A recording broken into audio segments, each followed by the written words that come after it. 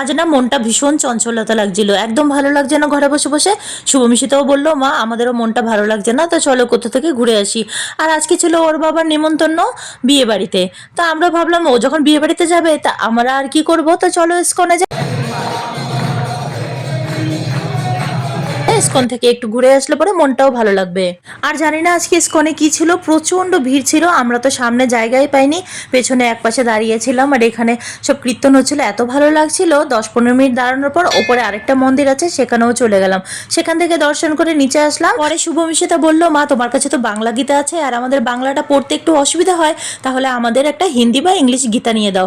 তা আমি বললাম তাহলে হিন্দিটাই নে, ভালো করে বুঝতে পারবি। তো এই গিফট শপ থেকে একটা হিন্দি গীতা নিয়ে নিলাম। আর এখানে না সব ভেজ খাবার পাওয়া যায়, পেঁয়াজ রসুন ছাড়াই সবকিছু রান্না হয়। তো আসছিল শনিবার, আবার ভাবলাম ঘরে গিয়ে রান্না করব। তো এখান থেকে খাওয়া দাওয়াটা সেরে চলে গেলাম। তো চলো আজকে টাটা, ভালো লাগলে সাবস্ক্রাইব করে দিও।